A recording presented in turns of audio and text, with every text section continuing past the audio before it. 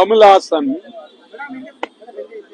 ಒಬ್ಬ ದುರಾಂಕಾರಿ, ಅವನು ಪೊಂಗ. ಅವನಿಗೂ ಭಾಷೆಗೂ ಸಂಬಂಧವಿಲ್ಲ. ಅದರಲ್ಲೂ ಕನ್ನಡ ಭಾಷೆಯ ಬಗ್ಗೆ ಮಾತನಾಡೋದಕ್ಕೆ ಅವನಿಗೆ ಯಾವ ಅಧಿಕಾರವೂ ಇಲ್ಲ. ಅವನು ತಮಿಳುನಾಡಿನ ಬೆರ್ಕೆ ನಟ, ಅತ್ಯಂತ ಹೀನಾಯಕರವಾದಂತ ನಟ.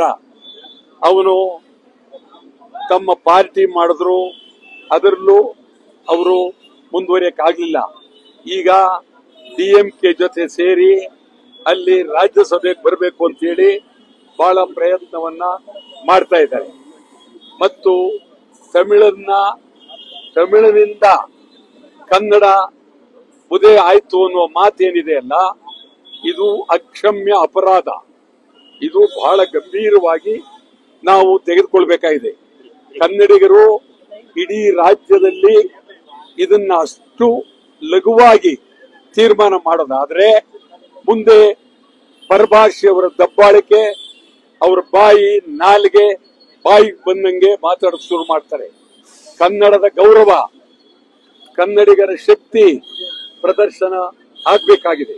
ಈ ಬಗ್ಗೆ ನಾಡಿನ ಸಾಹಿತಿಗಳು, ಪತ್ರಕರ್ತರು, ಹೋರಾಟಗಾರರು ಎಲ್ಲರೂ ಇವತ್ತು ಒಂದೇ ಒಂದು ಕಡೆ ನಿಲ್ಲಬೇಕಾಗಿದೆ.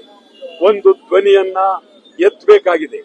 ಯಾವ ಕಾರಣಕ್ಕೂ ಕಮಲ್ ಹಾಸನ್ ಹೇಳ್ತಾನೆ ನಾನು ಕ್ಷಮಾಪಣೆ ಕೇಳೋದಿಲ್ಲ ಅಂತ. ಕಮಲ್ ಹಾಸನ್ ಕ್ಷಮಾಪಣೆ ಕೇಳುವವರೆಗೂ ಕರ್ನಾಟಕದಲ್ಲಿ ಭಾರಿ ಹೋರಾಟ ಮಾಡಲೇಬೇಕಾಗುತ್ತೆ. ಬರೀ ಕಮಲ್ ಹಾಸನ್ ಚಿತ್ರ ಒಂದೇ ಅಲ್ಲ. ತಮಿಳುನಾಡಿನ ಮುಖ್ಯಮಂತ್ರಿ ಸ್ಟಾಲಿನ್ ಕಮಲ್ ಹಾಸನ್ಗೆ ರಾಜ್ಯಸಭೆ ಕೊಡக்கூಡದು.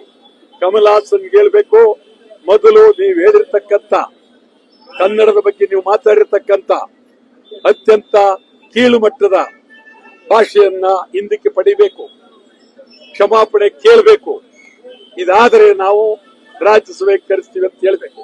ಇಲ್ಲ ಸ್ಟಾಲಿನ್ ಹೇಳ್ತೀವಿ, ಮುಂದಿನ ದಿನಗಳಲ್ಲಿ ಇಡೀ ಕರ್ನಾಟಕ ರಾಜ್ಯಾದ್ಯಂತ ತಮಿಳು ಚಿತ್ರಗಳು, ಇಡೀ ಎಲ್ಲ ಚಿತ್ರಗಳು ಪ್ರದರ್ಶನಕ್ಕೆ ಅವಕಾಶ ಕೊಡೋದಿಲ್ಲ, ಎಚ್ಚರಿಕೆ. ಮತ್ತು ಈ ಕಮಲ್ ಹಾಸನ್ ಚಿತ್ರ ಬರ್ತಾ ಇದೆ, ಅದರ ವಿರುದ್ಧ ತೀವ್ರವಾಗಿ ಹೋರಾಟ ಮಾಡ್ತೇವೆ.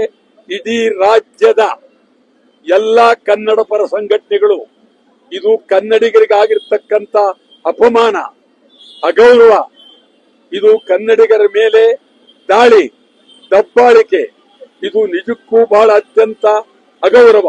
ಒಂದು ಕಡೆ ಹಿಂದಿಯವರದು, ಒಂದು ಕಡೆ ತಮಿಳರದು, ಮತ್ತೊಂದು ಕಡೆ ಮಲಯಾಳಿಗಳದು. ಇದು ನಮ್ಮ ಮೇಲೆ ಇಡೀ ಬೆಂಗಳೂರು ಕರ್ನಾಟಕದಲ್ಲಿ ಪರಭಾಷೆಯವರ ದಬ್ಬಾಳಿಕೆ ತೀವ್ರ ಆಗಿದೆ. ಅದಕ್ಕೆ ಇದು ಒಂದು ಶಕ್ತಿ ಕೊಡುವ ರೀತಿ ಆಗುತ್ತೆ. ಕಮಲ್ ಹಾಸನ್ ಯಾವ ಕಾರಣಕ್ಕೂ ಕೂಡಲೇ ತೆಗೆದುಕೊಳ್ಳಲೇಬೇಕು.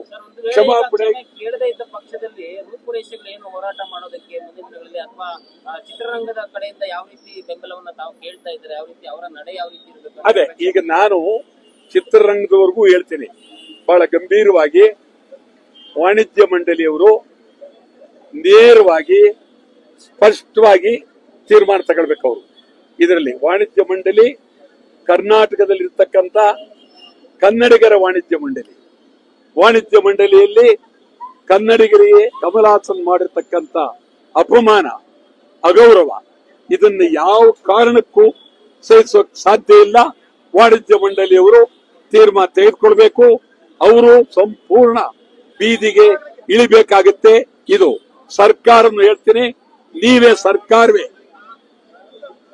ಕಮಲ್ ಹಾಸನ್ ಮೇಲೆ ಮೊಕದ್ದಮೆ ದಾಖಲು ಮಾಡಿ, ಸರ್ಕಾರವೇ ಕೂಡಲೇ ಚೀಫ್ ಸೆಕ್ರೆಟರಿ ಅವರು ಅವನ ಮೇಲೆ ಮೊಕದ್ದಮೆ ದಾಖಲು ಮಾಡಬೇಕು.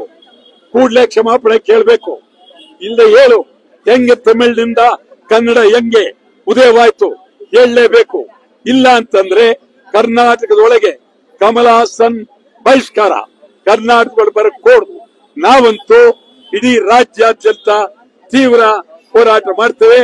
ನಾಳೆ ರಾಮನಗರದಲ್ಲೂ ಹೋರಾಟ, ನಾಳಿದ್ದು ಮೈಸೂರಿನಲ್ಲಿ, ಇಡೀ ರಾಜ್ಯಾದ್ಯಂತ ತೀವ್ರ ಹೋರಾಟ.